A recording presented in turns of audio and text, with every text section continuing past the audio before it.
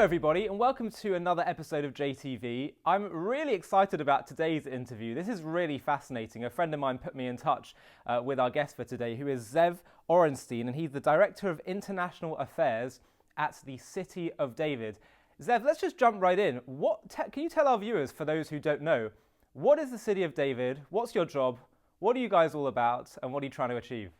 It's a lot of questions. I'll start with the first one. What is the City of David, or where is the City of David? I imagine everyone watching this has heard of Jerusalem, heard of people like King David. And when most people imagine Jerusalem, if they close their eyes and you say, what comes to mind? They'll say, well, the old city of Jerusalem, maybe the Kotel, the Western Wall. But it turns out that, up until 150 years ago, when everyone thought, where is the original biblical city of Jerusalem, the City of David? Everyone imagined the wrong place. Everyone imagined that it was, in fact, the old city, except here's a little secret.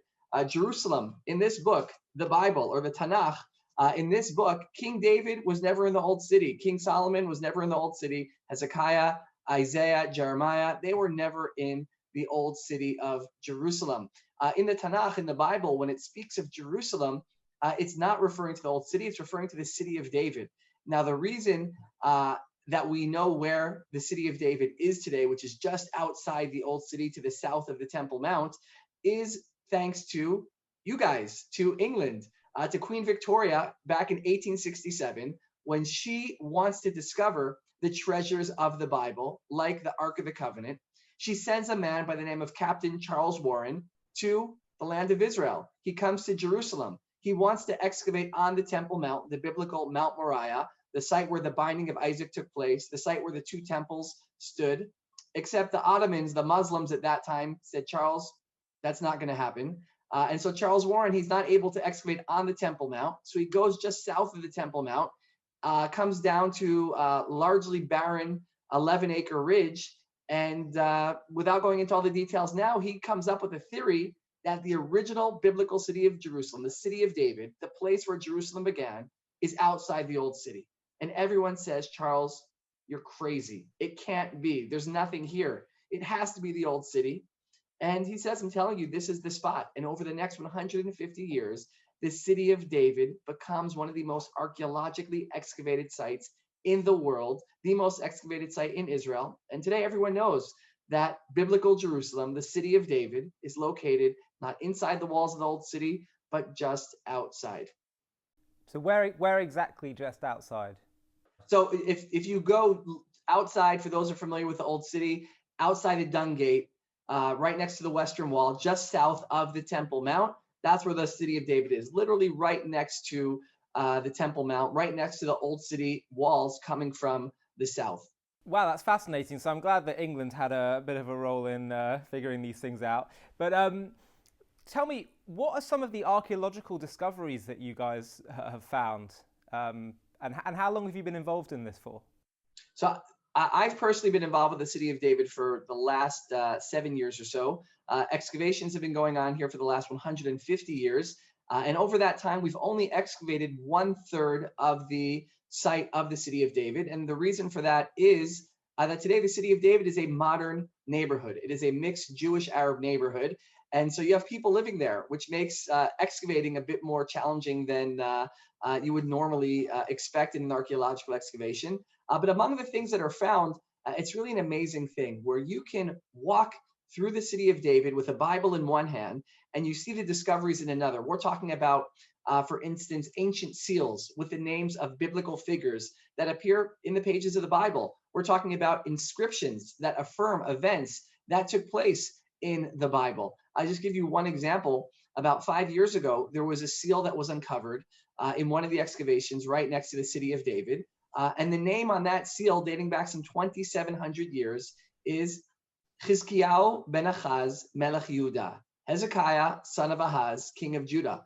The biblical Chizkiyahu Melech, the biblical King Hezekiah, direct descendant of King David, a seal bearing his personal name was found dating back 2,700 years ago in the City of David. If anyone's visited, they almost certainly walk through the water tunnel, which we're famous for. Now, this water tunnel, yes, it's fun, but what makes it special is an inscription that was found inside this tunnel, also dating back 2,700 years, telling the story of the engineers that were working for King Hezekiah, who engineered a 533-meter long water tunnel to protect and save Jerusalem from the Assyrian siege 2,700 years ago. So we have the seal of King Hezekiah, we have the tunnel that he engineered, and we have so many other things like that that just allow a person to say, here's what the Bible says, here's what the Tanakh says, here's what the archaeology is finding, and it matches, literally word for word.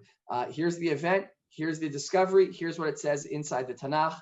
And that's really an incredible thing, because you have today, whether it's in the United Nations or elsewhere with the Palestinians, who they are saying that Jerusalem is largely, pretty much exclusively Islamic. The Temple Mount is just Islamic, the Western Wall, just Islamic. There is no Jewish heritage, no biblical heritage in Jerusalem. And every day in the archaeological excavations taking place in the city of David, one is able to see, not simply as a matter of faith, but as a matter of fact, the connection of the Jewish people going back to Jerusalem for thousands and thousands of years. And you're telling me you get people or organizations, and I've been doing a bit of research into this, including, I think I understand, like UNESCO and the United Nations, who are genuinely with a serious face trying to deny the Jewish connection to Jerusalem. What do they say to refute these, and how do you respond? Well, here's an amazing thing. I've been privileged over the years to host many United Nations ambassadors and UNESCO ambassadors in the city of David, and showing them these discoveries and these excavations. And not once have any of them, and these are countries, ambassadors for countries who supported these resolutions, not once did any of them ever say to me, well, these are lies, it's not true. They all know it's true. Simply put, it's sadly, it's politics. That there are a lot of political considerations when it comes to votes like these. And just to give you one anecdote, back I think it was in 2016, when the first of these resolutions was happening, and the ambassador for Mexico to UNESCO, the United Nations Educational, Scientific, and Cultural Organization, whose whole purpose is to protect essentially the heritage of humanity. You'd think that they would want to protect and preserve Jerusalem's heritage. So they put out this resolution saying that Jerusalem is exclusively Islamic in terms of its significance for the holy places. And so this ambassador turns to his foreign office and says, well, what are my instructions? How am I supposed to vote on this resolution? Now, keep in mind, Mexico is a very Christian, it's a Catholic country. So he was very surprised when the instructions he was given was to vote in favor of a resolution denying Jerusalem's biblical heritage, which doesn't only undermine the Jewish connection to Jerusalem, but also, of course, undermines the Christian connection to Jerusalem. So he says, but it's not true. How can we vote in favor of a resolution that is historically not true? And they said, well, vote for this resolution. And he did something which clearly made him unfit to be United Nations ambassador. He stood up for truth, and he did not vote in favor of the resolution. And the next day, what was he doing? He was looking for a job. Wow. And all his colleagues, these other ambassadors, they see what happens to someone who stands up for truth.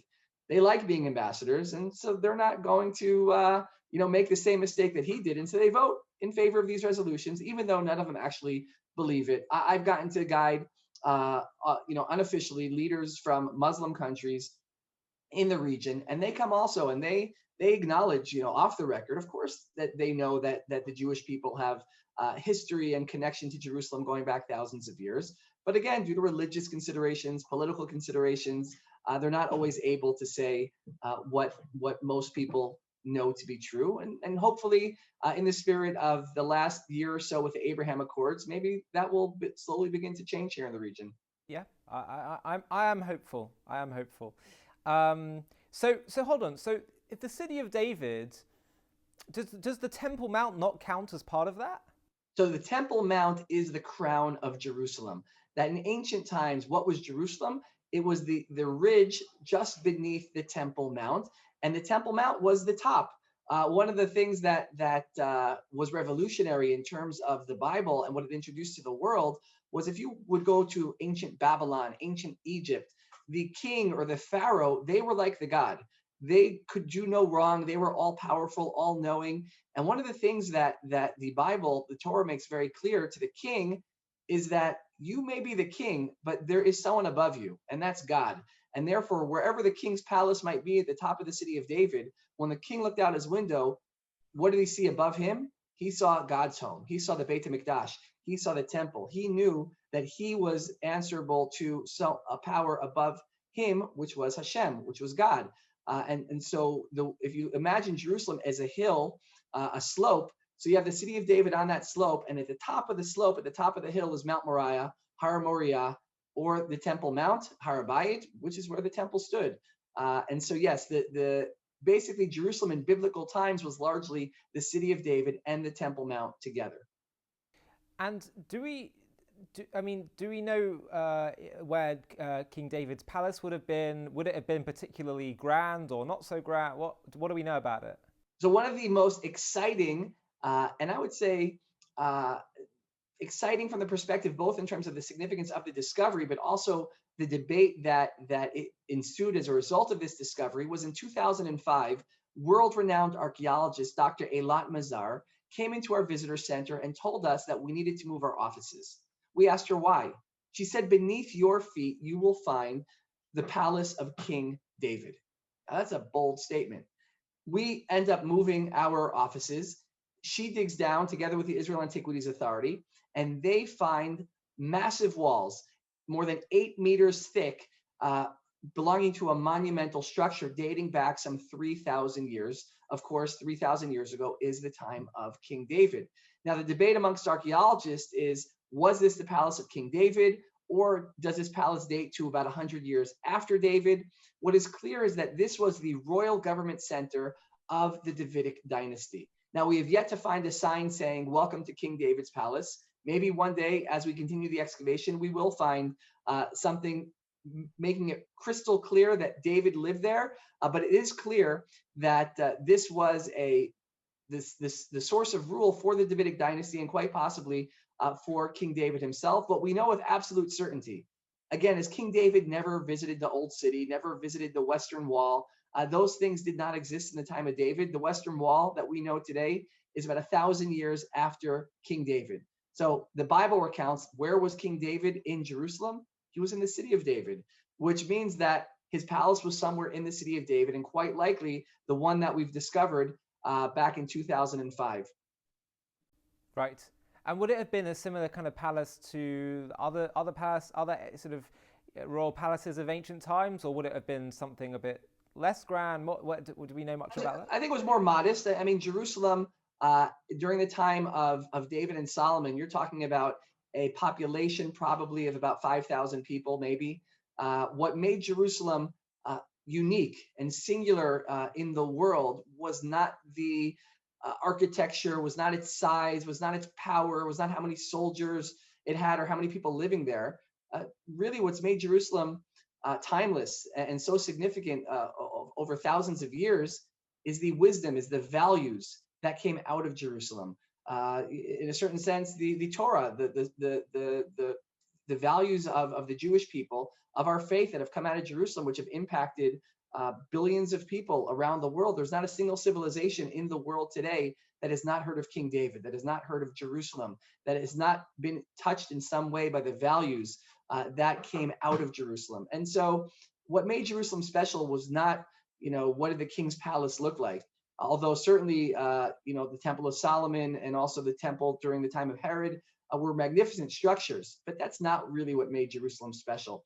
What made Jerusalem special was really the wisdom, our faith, our heritage that has for thousands of years been trying to make the world a better place, a place that recognizes that we're all created in the image of God, that we all have a responsibility to how we treat others and also how we relate to God, that there is a certain sense of accountability to our fellow man and to God, and all those things came from Jerusalem. Absolutely, and I think that is the story of the Jewish people. That's why God says, "I chose you not because of your size and your might," and it's why God chose the smallest of the mountains to deliver the Torah, because God is trying to say to us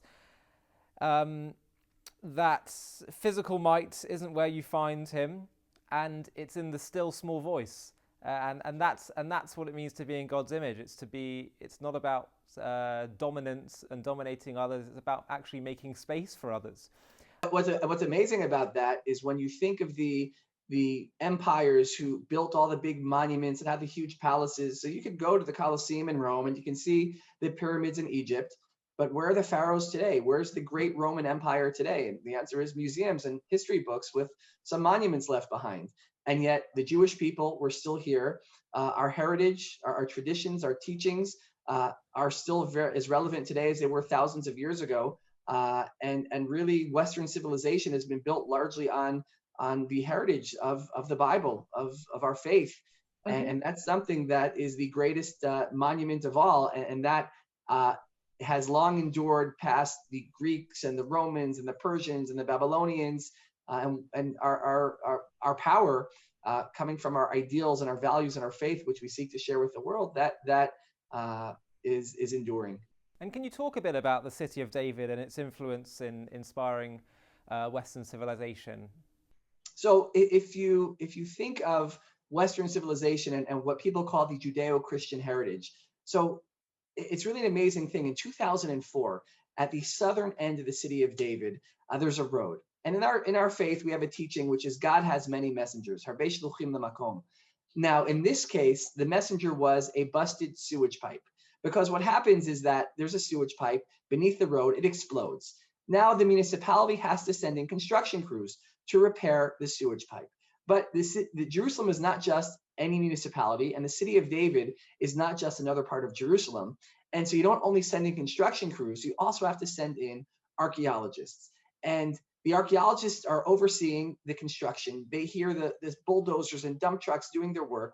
They hear scraping and scratching. It doesn't sound right. They clear everyone out.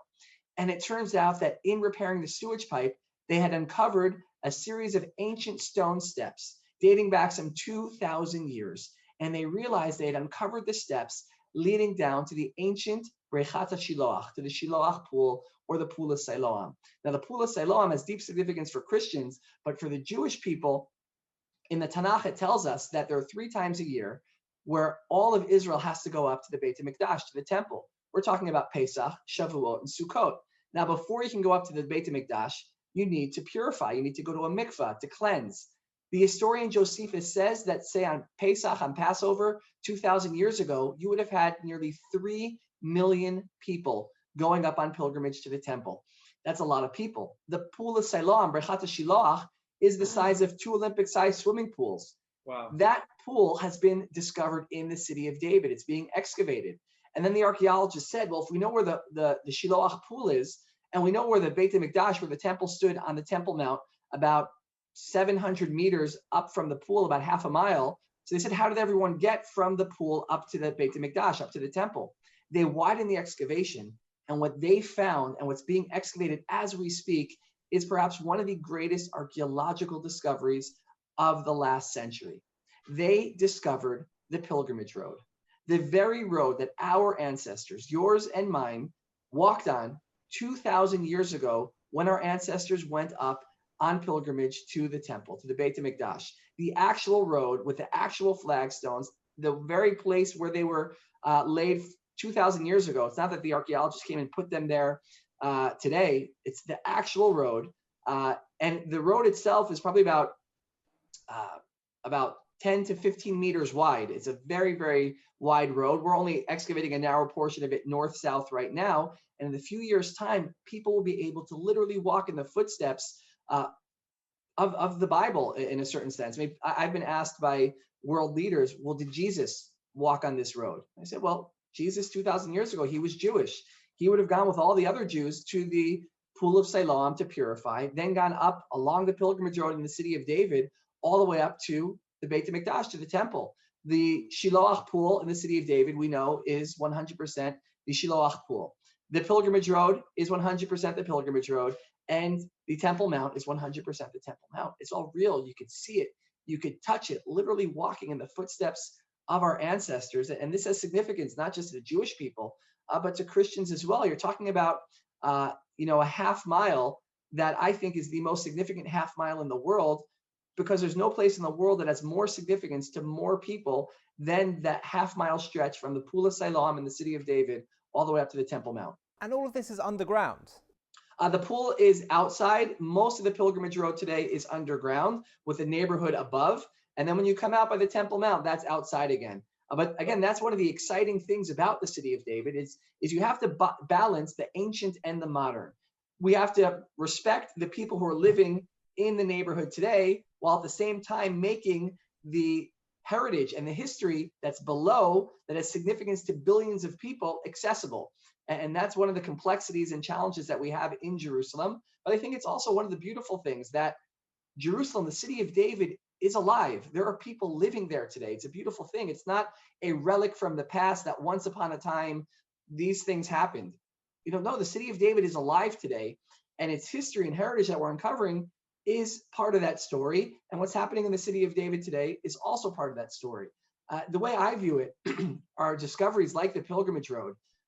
It's not just a piece of history, but our uncovering it and making it accessible is the continuation of a story, our shared story in Jerusalem, which is very much alive. Because when you visit Egypt, when you visit Rome, the story goes once upon a time, and there's a beginning of that story and there's an end of that story. But when you come to Jerusalem, there is a beginning to the story, but there is no end yet. And therefore, everything we're uncovering in Jerusalem, the people who are visiting, the people who are going to walk on the pilgrimage road, are the descendants of the same people who walked on it thousands of years ago, worshiping the same God, speaking the same language, having the same customs, traditions, and festivals as their ancestors did thousands of years ago. And virtually no one else can say such a thing. Virtually no one else has such a thing like we have here in the city of David. Well, this is absolutely incredible, and I think when I go to Israel, I'd love to meet you in person and see some of these for real life. Do you do tours for anyone who wishes to see these things, or is it sort of off limits at the moment? Well, so in 2019, the city of David hosted over 1 million people. It's one of the most visited sites in Israel. Certain excavations like the Pilgrimage Road are not yet open to the public because they're an active excavation. But what I can tell you, next time you're in Jerusalem, I will make sure to get you access and get you a little bit of a behind the scenes experience into some of these excavations that are making history and also uncovering history. Well, absolutely. Well, thank you so much. I really appreciate that. And to me, this is very exciting. It's messianic, really, because this is what we were told would happen. How things would unfold.